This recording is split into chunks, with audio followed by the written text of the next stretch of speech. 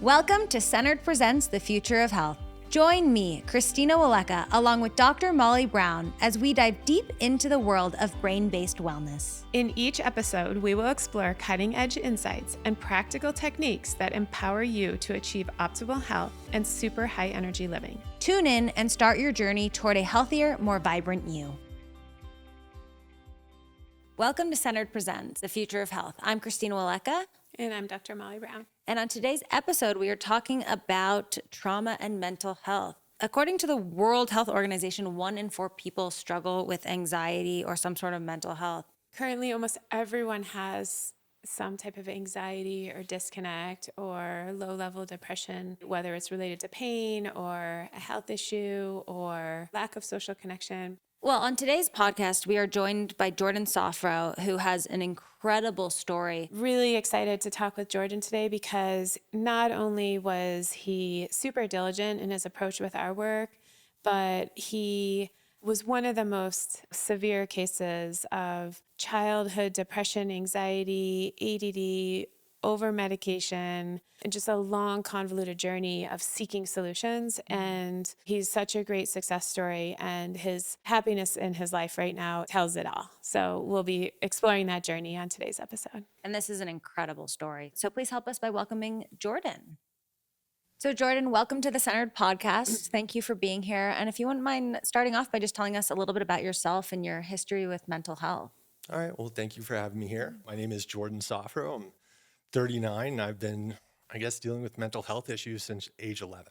I was suffering from serious depression, thought there was no hope, which is kind of unusual for someone at that age.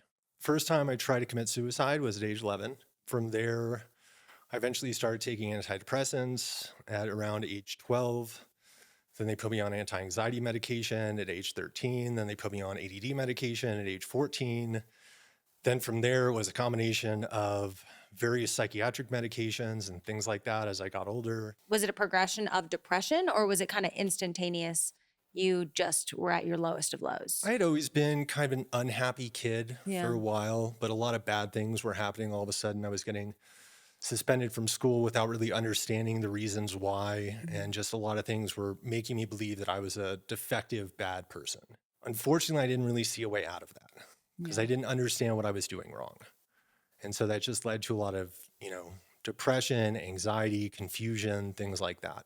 What happened after my suicide attempt was my family took me to a psychiatric institute in Topeka, Kansas called Menninger's. I spent 2 weeks there being evaluated by various doctors, undergoing tests and things like that. And they were like, he's intelligent, he's well-adjusted, but he's extremely depressed. Mm-hmm.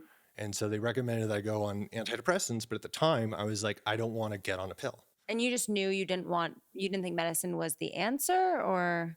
I had heard from numerous people that basically once you started taking antidepressant, you didn't really stop taking it. And my family, especially my mother, had been on medication for many, many years. And I had seen sort of the damage and instability that caused. Mm-hmm. And so I was very hesitant to go down that same path. Unfortunately, things didn't get better on their own. So I eventually decided to try antidepressant, and it did help initially. Mm-hmm. The problem is I'm sort of the perfect example of Western medicine gone wrong.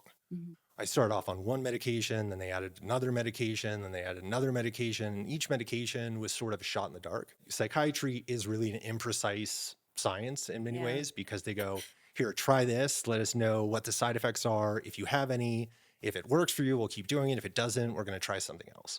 And as a result, over the course of my life, I've been on close to 200 different medications. And were they taking you off some while putting on others, or were they kept adding? So generally it was a combination of multiple medications where they start with one and then they're like, well, if this helps, then this is also going to help even more.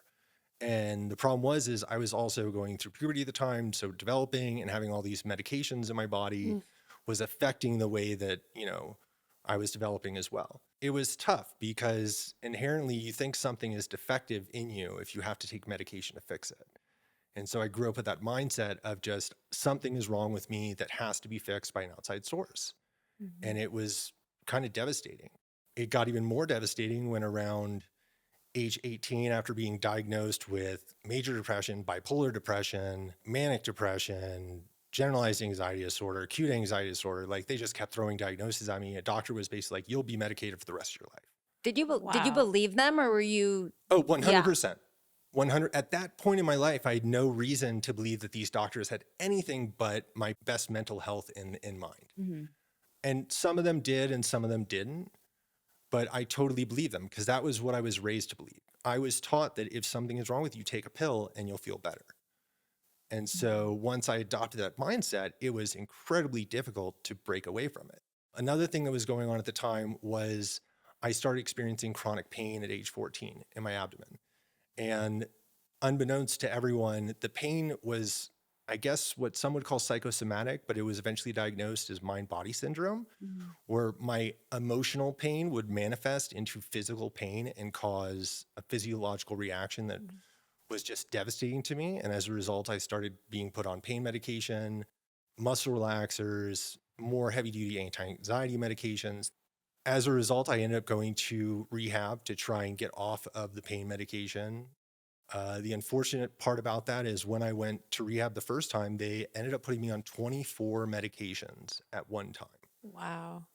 Do you know their theory or thought process behind that?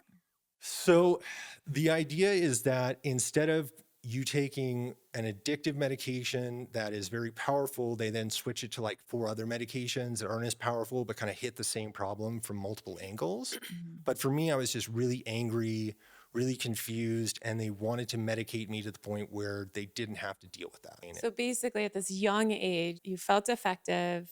You were given no options to understand yourself or empower yourself.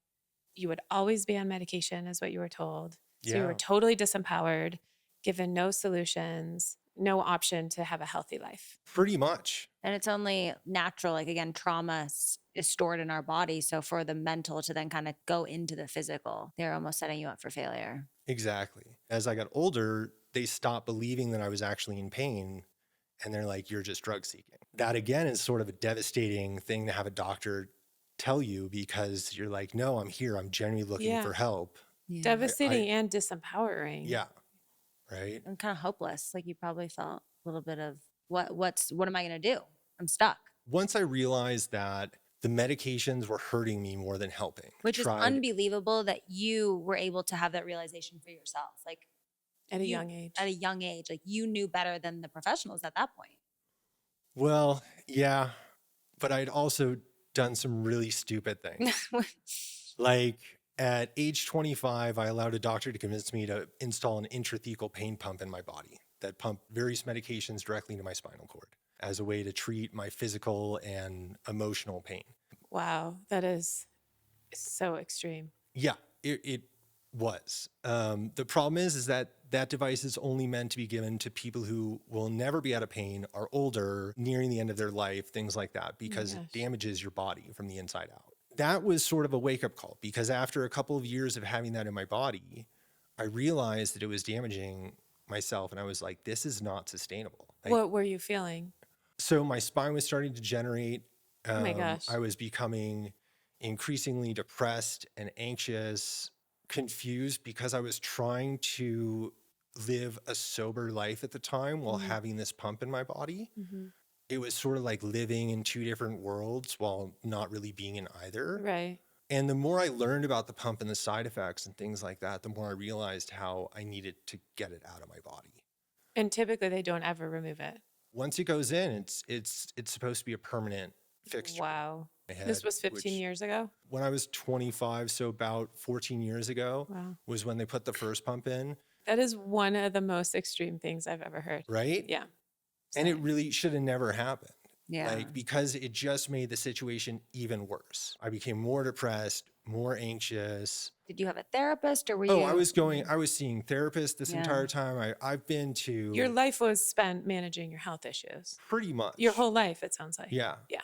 I mean, my entire life has revolved around managing my various medical issues, whether they be mental health issues or physical health issues, which kind of detracted from my ability to develop a life of my own. Of course. Yeah. What ended up happening was at around age 29, I decided to have the pump removed, which was not an easy process because by that point I was heavily dependent on the medication. It had been pumping in my Oh my body gosh. 24 hours a day, 7 days a week for about 5 years. Taking it out is an incredibly painful procedure because they cut open your belly, they remove it, and then they basically have to put you on regular pain medication.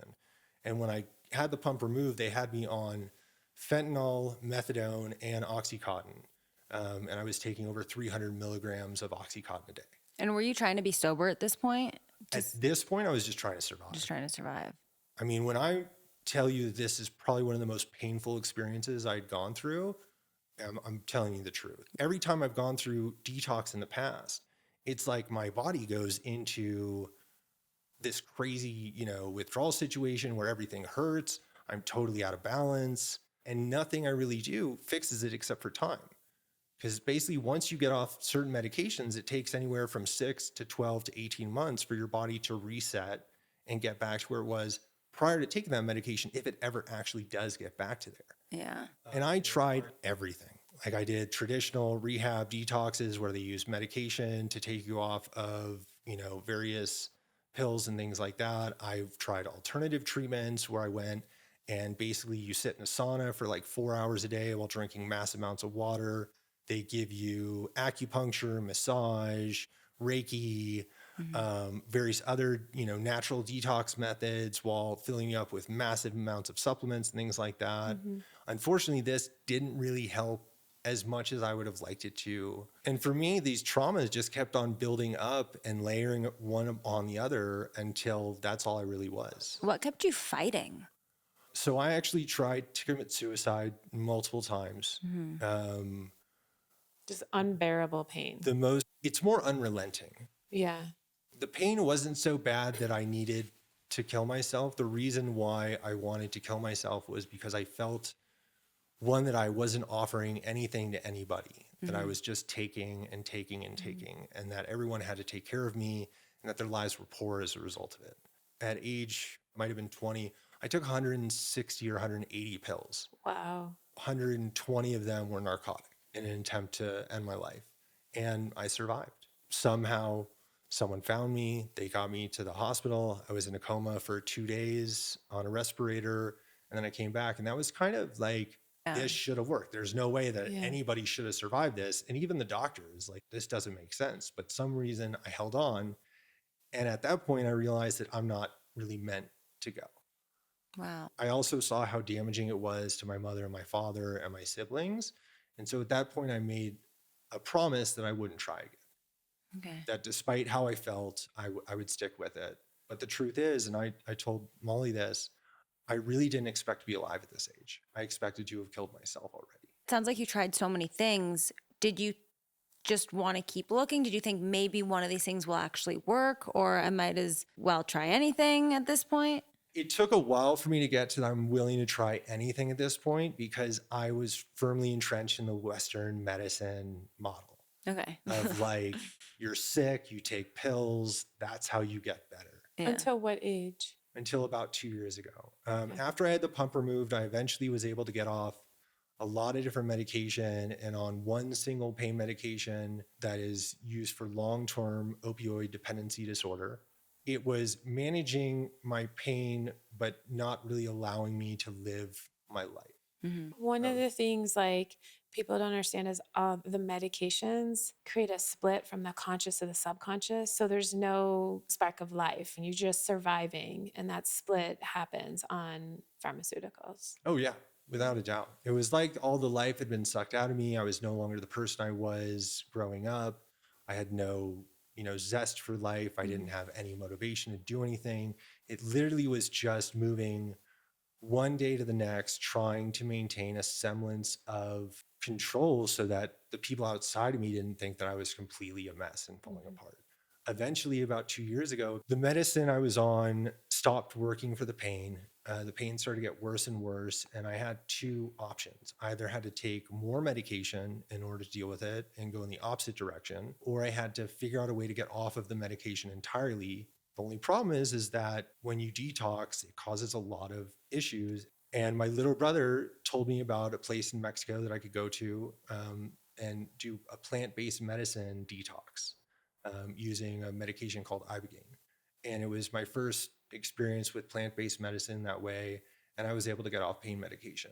On top of that, I was able to get off antidepressants, anti-anxiety medication, at least for a short period of time. I eventually was put back on some anti-anxiety medication because although this helped, it was a remarkable experience. It only took me part of the way there. I was still in a lot of pain. I was still very anxious. So I eventually, once I got back, I eventually going to a doctor, Scott Freeborn, who's a chiropractor and naturopath.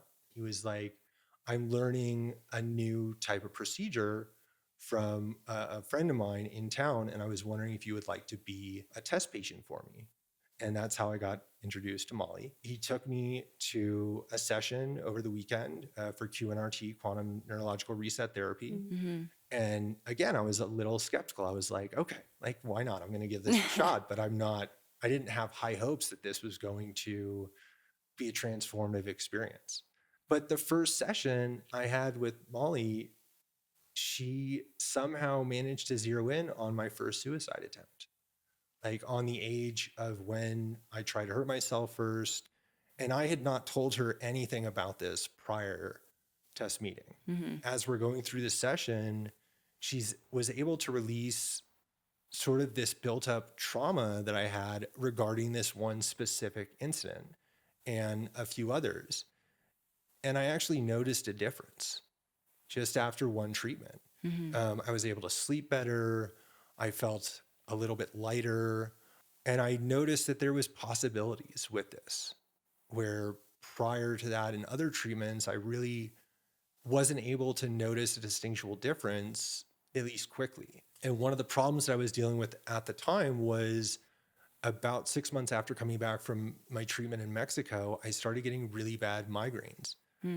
They thought I had popped a blood vessel in my neck, and it was causing these horrible migraines, which eventually caused me to be put on like 3 different migraine medications plus an injectable medication. I asked them, like, how long am I going to have to be on this? They're like, oh, it's not going to go away. I was like, you're joking, right? Like, you're telling me I have to do this for the rest of my life? They're like, well, we don't really see it changing because, migraines are migraines. No, yeah. I started seeing Dr. Molly, and I got a consultation, and I started doing QNRT, neurofeedback, red light therapy. I eventually did live O2 therapy, and then AMIT. And the goal was to get off some of the medication that I was still on. And I really wanted to get med free. Molly said that she could help me. And she said it with such conviction that I had no choice Molly. but to believe. She's like, don't worry about it. We'll totally be able to help out. Like, this is not a problem. And that's something I really don't hear hadn't often. heard before. Yeah. Like honestly, in the past, I've had people turn me away. They're like, you're too much of a risk for me to treat.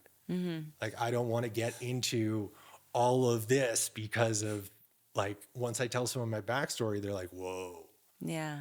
Like, wow, okay. Like, this could risk my career or whatever. But I was just like, yeah, I can help you. I remember saying, we can resolve these issues and you can be full of life and positive. And I remember looking at your face and you're like, well, that would be nice. Say what? Yeah, I was like, that would be nice, but I don't really see how that's going to happen because I tried so many things. Yeah. Like, I'd gone down every avenue, all types of different psychotherapies. I mean, at one point they even wanted to do ECT on me, which is electroconvulsive therapy. Fortunately, I decided to not let them do that.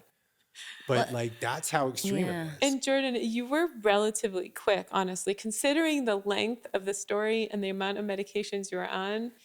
How many months was it from when you turned, like, initially you were depressed, gray in color, Oh, right. and not a flicker of a smile on your face until you started coming in and everyone's like, he's happy as can be, right? Like, what was that timeline? Honestly, it was about a month from start until people started What's to he on? notice Nothing. a significant change with me. That's amazing. Other people started noticing. Other people started noticing a significant change. They're like, you seem happier, you seem lighter, you seem more balanced, you have more light in your eyes, your skin color is better, everything. And once I started hearing that, I was like, you know what, you're right. Yeah.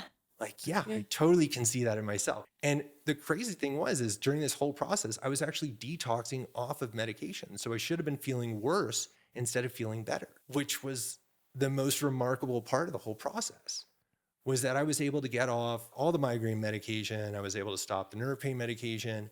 and cut my last medication by 75%, all over the course of 3 months. During this process, it felt like I was shedding emotional baggage left and right. And because throughout the QNRT sessions, we kept on hitting different points of trauma. And in the back of my mind, I kept thinking, oh, we're going to go back and like have to deal with this again. But that never came up. Yeah. It was like once we cleared that trauma from my system, it wasn't there anymore. That's the magic of the QNRT is Right. that it allows you to process the trauma quickly. And You work release through it. it. Your nervous system resets to it, and really you can just then go about living your life. You're not holding on to that like every day of your life, right? And that's why you kind of feel lighter right after. But the also cool thing, again, for people who are a little hesitant with therapies in general, you're not going into a room and being like, okay, someone asking you, what are we talking about today? We tell you what you're talking about. And you're like, well, that was 20 minutes of like, you told me what to talk about. I let it go and I feel lighter and better and I don't have to deal with it again. Yeah, which was always the best part. The more treatments I came to, the more I realized how permanent these solutions are. Where everything had always been transient and temporary before, Yeah. this seemed to be concrete gains that just kept stacking one on top of the other in ways that I really hadn't experienced before. I tried various types of, Western medicine, plant-based medicines, spiritual journeys, meditation, talk therapies, CBT, DBT, like all kinds of stuff, and never really noticed the kind of changes that I was noticing while undergoing treatment. Once we balance your nervous system and your brain and allowed you to process a lot of the traumas, then finally we got to the AMIT work, clearing some of the pain. And I remember that was really quick for you too. Like the excruciating lower back pain cleared up, I think within 2 sessions. Within a few sessions, honestly, like my body physically feels better than it ever has as far back as I can remember, which seems kind of odd because normally you feel better when you're younger. I was gonna say, that's a statement. But for me, it's starting from a young age. I was always uncomfortable Yeah. in physical distress of some kind and rarely had periods where I felt good, both physically and mentally. And all of a sudden I'm feeling pretty good physically, if not amazing physically, and really good mentally. With the QNRT work too, it's like not only are you processing past traumas, but I describe it as almost you're numb to little BS stuff that's happened in your life. Like little things just don't bother you anymore. Your relationships get better. You're like, I can let that go. Or Yeah, it's not numb, but you're like super conscious and fluid with your nervous system. And so you can process things very quickly and just move on, or you can recognize what situations are not conducive to your life, right? And so you really get a lot more mental clarity and nervous system resilience to just all the daily stresses that we always will have, right? Yeah. And that's the thing, like dealing with the random stresses became much easier. Yeah. It wasn't like this massive event that would send me into a spiral. It was just like, okay, something I got to deal with, no problem. Great. And everyone sort of was like, wow, this is amazing. You're dealing with everything so well, and you seem so happy and focused. And I was like, okay. how do you feel now, and where do you want to go? And like, what percentage better do you feel like? What'd you say? So I would say I'm between 80 and 90% better than when I started. My advice is to anyone that's looking for help is seek this kind of alternative treatment before going down the path of conventional Western wisdom, because it just doesn't work. If rehab and treatment and standard detoxes worked, it wouldn't be a multi-billion-dollar business. Just period. It seemed like their only goal was to take me off of one medication to put me on 20 others. Where Molly's goal was to get me off of everything and make me holistically better. I never had to go back for the same problem twice. Yeah, that's incredible. And that was one thing that really stuck with me. I was able to actually see the progress. So between the neurofeedback and the QNRT and the AMIT, you can see tangible results after every treatment.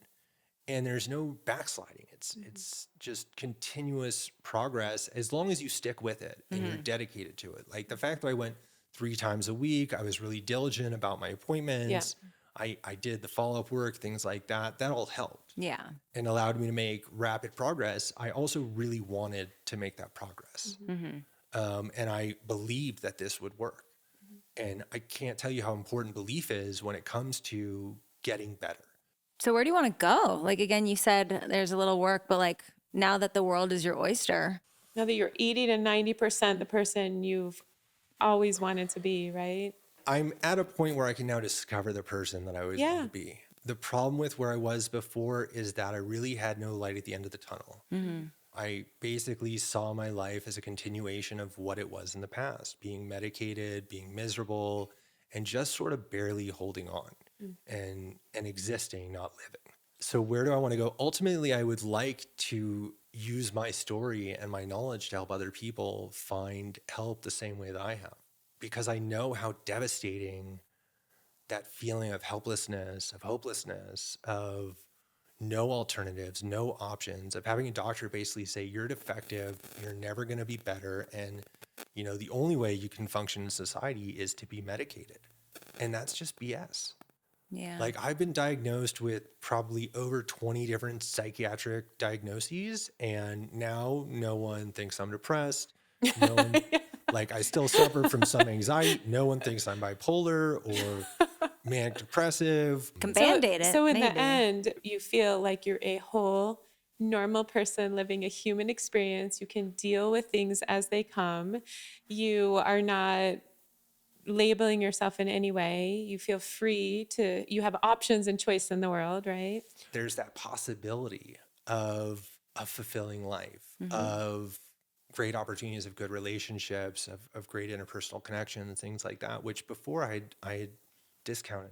Yeah. I basically was like, I'm going to be alone and miserable for the rest of my life. And because I don't want to inflict what's going on with me onto anybody else. Like, I don't want to be around friends or loved ones. I don't want to be in relationships because I'm just a giant mess. And it's not fair for me to put that burden onto somebody else. Would you And say at this point you're excited for life? yes, I mean, that's the beauty in the whole transformation, right? Like your story is even more powerful for everything you've gone through to get and how hard you've worked to get here. right. One really important thing is, even after I made that promise to my family about not trying to hurt myself, I thought of suicide every single day, unbidden. Like, it was always like I had a second voice in my head telling me to hurt myself. And it was constant until I did QNRT. And after about 4 sessions, it just stopped. Wow. And I haven't thought about That's hurting amazing. myself It's amazing, Jordan. at all since then. I never really considered hurting myself, but the mere fact that those thoughts were bouncing around in my head was super distressing and very upsetting. And I started working with you, and it sort of all turned around. And I felt more even keeled. I felt more optimistic. Like, when you're so deep in your disorder, when you're so deep in being medicated and things like that, you can't understand anything clearly. No, for sure. It's all muddled. It's all this giant, swamp of crap that you have to wade through, and you can never really get a clear picture of where you're going, and so you don't even look. Yeah. And I guess one of the biggest differences now is that I'm not holding on to my life for dear life anymore. Yeah. Like, before, it always felt like I was one misstep away from falling into the abyss, of allowing myself to succumb to those thoughts and ideas. And I was always on the verge of self-destruction. And now it's like the exact opposite. I'm on the verge of self-discovery It's and amazing. of, finding new passions and new loves, and really wanting to make my life better and contribute to society and things like that, which I didn't even think was possible before. The results are tangible. They're concrete. They're real. Your life changes. And that is such a rare result when it comes to seeking help, which is one of the reasons why I think what you do is so amazing. Thank you. Well, this is great. I Yeah, feel like we thank got you so so thank you much, so Jordan. much. That was incredible. Amazing. It's my absolute pleasure to be here. Thank Yeah. you. Wow, Molly, what an incredible story. Truly an amazing story. Very exciting for And Jordan. he's someone who fought for so Yeah. long. And it's just, we're so lucky to have this version of him, but to also have to give him that hope. And again, so quickly for someone who's spent 20 years of his life looking for that, and to kind of get there is so exciting. In terms of his case and maybe someone similar, What were the modalities you used? So, with such a complex case, you would bring in every tool. The primary work we did with Jordan was neurofeedback and QNRT, which is we started with an EEG. You sort of get objective data on the brain and where there's inefficiencies such as anxiety, depression, slow processing. We start with that, and then we go right into the QNRT work, which encompasses anything from autoimmune to trauma to anxiety patterns to limiting beliefs to organ and glandular dysfunction to pain. Yeah. So the scope of the QNRT work is really unlimited. It's the most incredible body of work that I've ever seen in my life. How many sessions of QNRT? Completely depends, but for such an advanced case of anxiety and depression and trauma, probably about 8 to 10 weeks where people are having neurofeedback sessions with QNRT. So the neurofeedback trains the brain towards cognitive efficiency, and the QNRT resets the nervous system and allows people to process trauma. And so, to Jordan's credit, he was very diligent and followed our exact plan, and he really followed through. And when we can get about, maybe 10 to 20 sessions of the neurofeedback and QNRT combo, we oftentimes don't see that we need more than that. And sometimes it's a lot shorter. And then sometimes in a very advanced case, we go on with ongoing support. But that's kind of our sweet spot. We're aiming for about 10 to 20 sessions. And he was ahead of that range. For someone, say they came to Sun Valley and they wanted to go to your clinic, but they didn't have a month to kind of set aside, and they come for a week, is it okay to come in and out? Yeah, the work is additive, so it never reverses. You only go deeper with the work, and so a lot of times we'll have people come in. I think 5 days is a great length of time to be here, and we can do double sessions, morning and afternoon. And sometimes we never see, even in the most severe cases of trauma, sometimes we never see that person ever again, and I'll get an occasional message from them saying how amazing they're doing and how much their life has changed. And then other times people come back maybe 1, 2, or 3 times, but generally they're in such good shape from that point forward that we're always here if people need us, but our work is meant to be transformative and specific. And then people are just enjoying their life. They're not spending their life managing their problems because their problems have mostly been resolved. And again, with life, life hits you every day and new things happen. So there's, to some point, having or just coming in for a tune-up or a little bit of a tweak. But I always need a tune-up. Yes, same. And so with Jordan, his primary body of work was the neurofeedback and QNRT, but he had so much pain in his body as well from actual physical trauma like a car accidents and surgeries and things like that. So we did then secondarily bring in the AMIT work to really decrease the pain and inflammation in his body.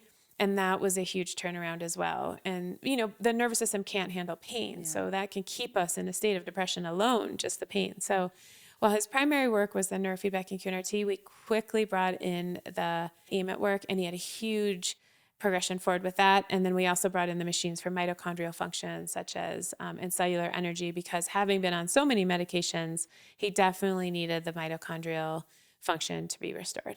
Yeah. So we brought in the Live O2, the Vasper, and we sort of did a lot of different things with him. Well, he is on his way to, again, just kind of fresh start. Yeah. And that's awesome. Thank you for joining us on today's episode of Centered Presents The Future of Health. If you're interested in learning more, please visit us at drmollybrown.com or email us at media@drmollybrown.com.